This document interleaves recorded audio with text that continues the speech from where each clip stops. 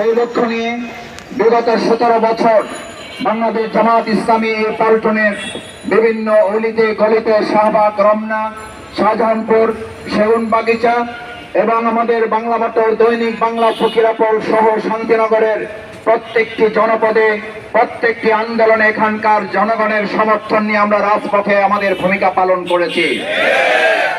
এই পল্টন শাহবাগ অঞ্চলে আমরা সেদিন বলেছিলাম 2006 সালের 28 অক্টোবর এখানে আমাদেরকে লগি বৈঠার নির্দেশ দিয়ে আমাদের ভাইদেরকে হত্যা করা হয়েছে।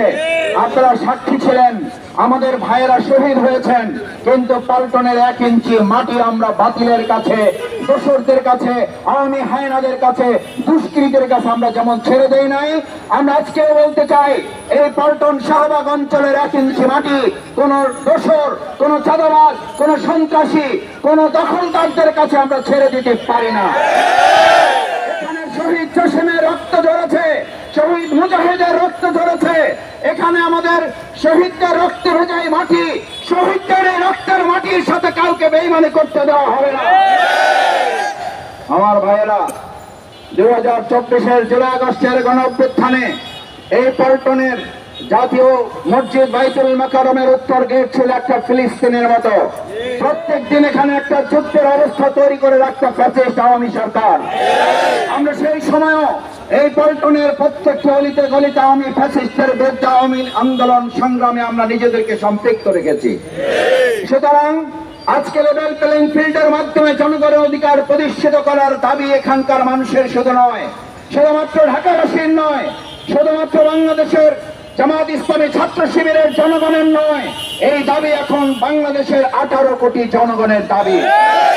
সুতরাং আগামী 19 জুলাইয়ের যে সমাবেশ, এই সমাবেশ জামাত ইসলামী ছাত্র শিবিরের শুধু সমাবেশ নয়, এটি হচ্ছে ঢাকাবাসীর সমাবেশ, এটি হচ্ছে লেভেল প্লেইং ফিল্ড দাবি বাস্তবায়নের সমাবেশ, এটি হচ্ছে শেখ হাসিনাকে গ্রেফতার করে দেশে ফিরিয়ে নিয়ে এসে তাকে বিচারের মুখোমুখি করার দাবি আদায়ের সমাবেশ।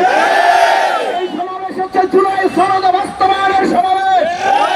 জুলাই সনদ বাস্তবায়ন না করা হচ্ছে শহীদ, আহত, পঙ্গুত্বদের সাথে বেঈমানি বিশ্বাসঘাতকতা করা। তাদের শহীদ, আহত, পঙ্গুত্ব, স্বাধীনতা যোদ্ধা বলার পরিবর্তে যদি জুলাই সনদ বাস্তবায়িত না হয়, তাহলে এক সময় এমন সময় আবার আসতে পারে যখন আমাদেরকে আবার সন্ত্রাসী হিসাবে চিহ্নিত করা হবে।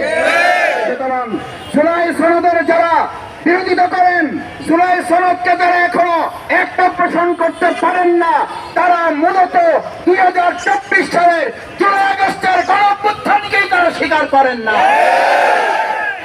আমার ভাইয়েরা, স্বীকার যে করেন না, সেই কথার ভিডিও তো আমরা মাঝে মধ্যে ফুটেজে দেখতে পাই, আমরা তাদের নেতাদের মুখেই শুনতে পাই ওটা শিক্ষার্থীদের আন্দোলন, ওই আন্দোলনের সাথে আমরা জড়িত নই।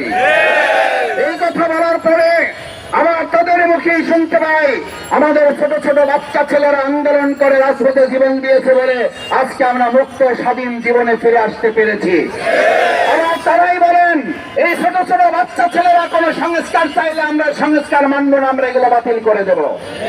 আমি কারো কারো মুখে শুনতে পাই বাংলাদেশ জামাত ইসলামী ডক্টর শফিকুর রহমানের বক্তব্যে নাকি তারা দ্বিচারিতা খুঁজে পান।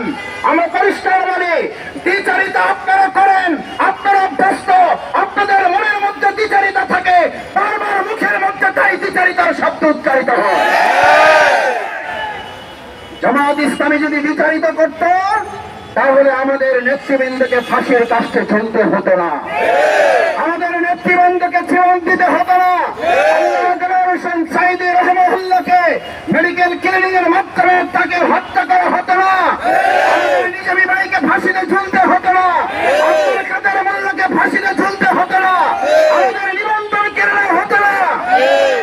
আজ আমাদের সামনে বহু বছর পর আমাদের আবেগের ঠিকানা, আমাদের প্রিয় প্রতীক দাঁড়িপাল্লা আমরা দেখতে পাচ্ছি। আল্লাহ শুকরিয়া আদায় করি। আমরা সকলে বলে আলহামদুলিল্লাহ। মার্কা আছে, মার্কা আছে, মার্কা কোনটা? মার্কা কোনটা?